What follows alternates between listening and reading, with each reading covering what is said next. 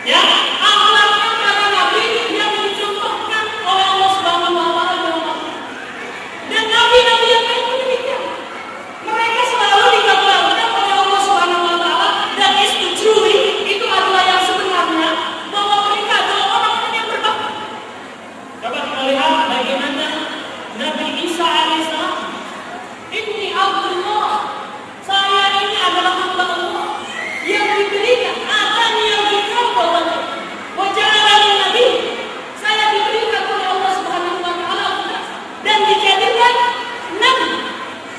Ya, kemudian di ayat yang selanjutnya dikatakan bahwa wa'awsani, dan Allah memerintahkan kepada saya untuk melaksanakan salat, zakat, ma dumtu hayya, selama aku hidup. Wa birran biwalidah. Ini ayatnya. Dan agar aku berbuat baik kepada ibu. Ya, berbuat baik kepada ibu. Nah, yang lain banyak sekali. Misalnya Nabi, apa lagi? Kalau kita baca Nabi Sulaiman ketika dia berdoa, Rabbi auzi'ni an ashkura ni'mataka allati an'amta alayya. Ya Allah, berikanlah aku kekuatan untuk mensyukuri nikmat yang Engkau berikan kepadaku. Ya. Kemudian di situ disebutkan wa an a'mal salih. Ya Allah. Dan di situ dikatakan bahwa agar aku bisa berbuat baik kepada kedua orang. Jadi semua para nabi, mereka adalah orang yang berbakti kepada orang lain. Walaupun mereka adalah tokoh-tokoh hebat, tokoh-tokoh masyarakat, tokoh-tokoh revolusioner, tetapi selalu digambarkan oleh Allah Subhanahu wa taala bahwa mereka adalah orang-orang yang berbakti kepada kedua orang tua. Dan itu pun dicontohkan oleh Rasulullah sallallahu alaihi wasallam. Beliau adalah orang yang sangat menyayangi ibu bapak dia. Ya, bahkan ketika ada orang yang sangat berjasa kepada beliau saat kita wafat, beliau mengatakan bi abi ummi, ya, demi bapak dan ibu. Artinya ini yang bapaknya ini masih menyayangi, ya, ada nilainya di sisi Rasulullah sallallahu alaihi wasallam.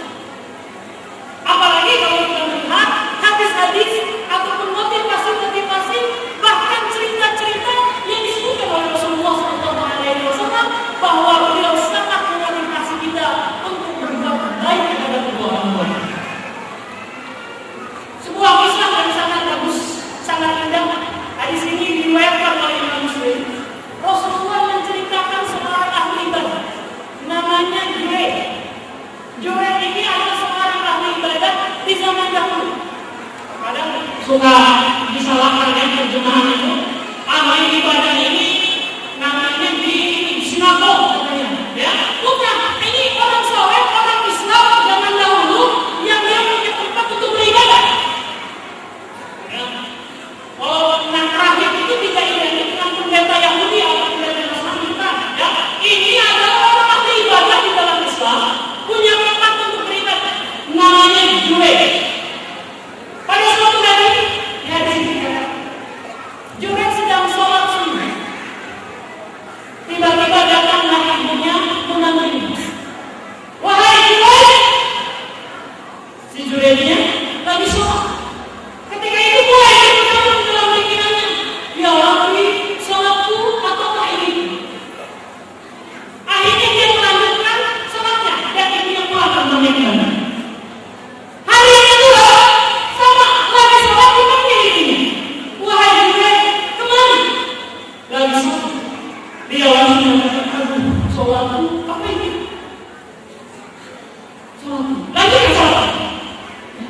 Kemudian hari ketiga sama lagi sholat dipanggil ibunya. Wahai Jubair, kembali mana? Lagi sholat. Ya, sholatku apa ini? Ibunya nggak sabar. Akhirnya ibunya bersumpah, ya Allah, ya Allah, jangan sampai engkau matikan Jubair kecuali setelah menemui wanita jalan, wanita buruk. Ya, tak lama setelah itu datanglah seorang wanita berkata-kata di tengah-tengah masyarakat, bagaimana menurutmu? Apakah aku bisa membuat Jubair? Mengatakan tidak bisa.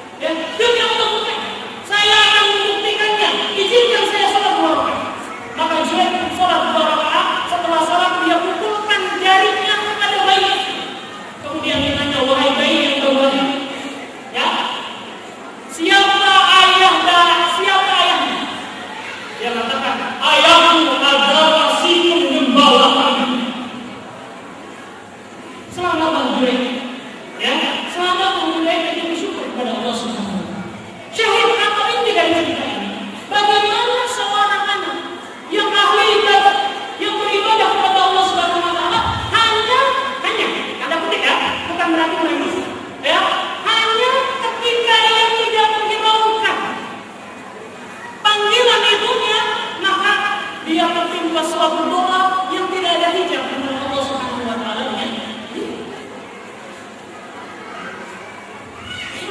Ini hadis Nabi Muhammad SAW. Hadis ini diriwayatkan oleh Imam Muslim tentang seorang laki-laki yang dikabarkan oleh Rasulullah akan datang nanti. Orang ini mandi, tapi kata Rasulullah nanti akan datang kepada kalian para sahabat seorang laki-laki yang bernama Uwais. Ya, seorang laki-laki yang bernama Uwais dari Murad, ya, daerah Karam di Yaman. Laki-laki itu dulu pernah sakit kusta, kemudian berdoa kepada Allah, hanya tersisa sekancing saja kustanya, cirinya.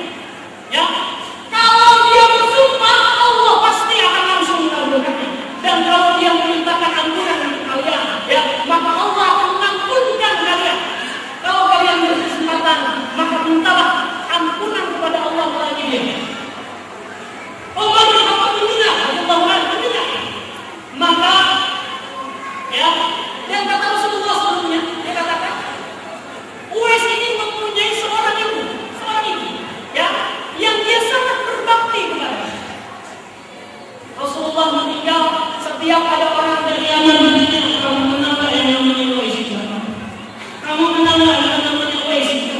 Ada apa wahai orang ini? Saya ingin meminta ampun atas dosa saya. Sampai akhirnya, kamu kenal nggak dengan Uwais? Iya, saya kenal. Dia bersama saya.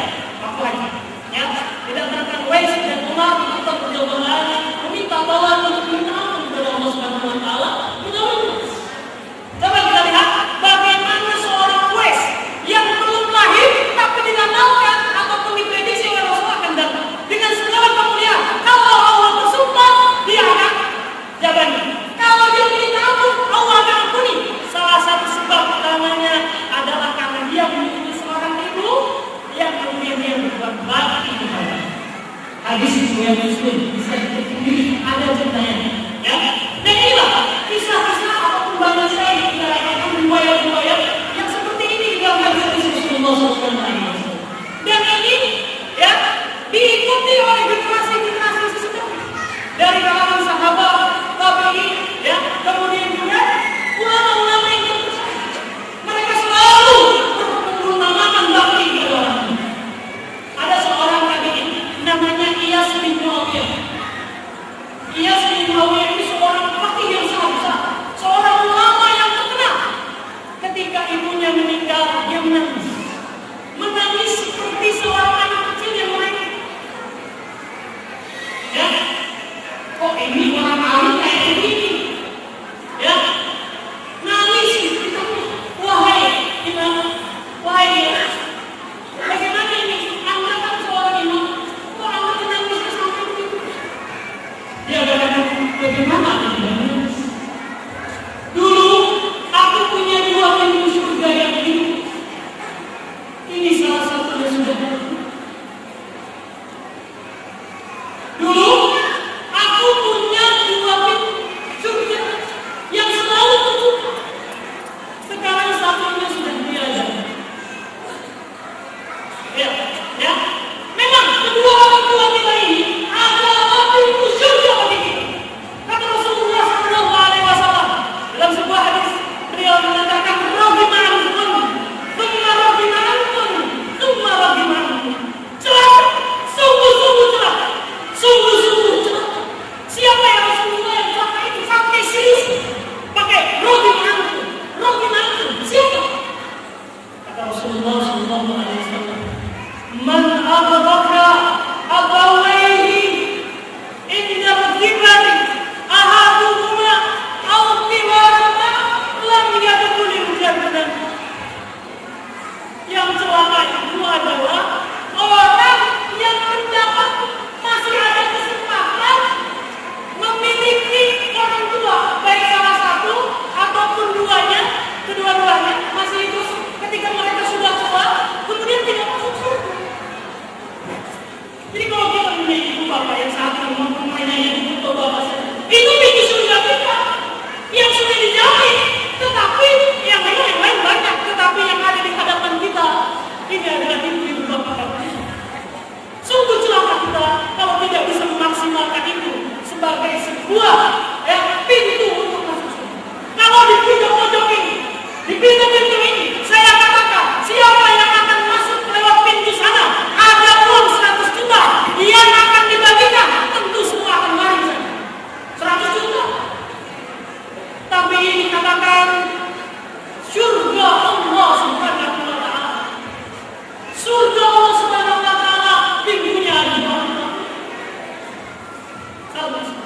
Kisah yang kedua, ada seorang sahabat yang namanya Muhammad, bukan sahabat, dia ulama, Muhammad bin Munkadir.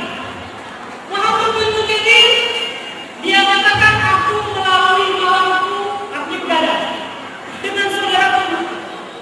Saat itu Umar menghabiskan malamnya dengan sholat malam, sementara aku menghabiskannya untuk memijit ibu.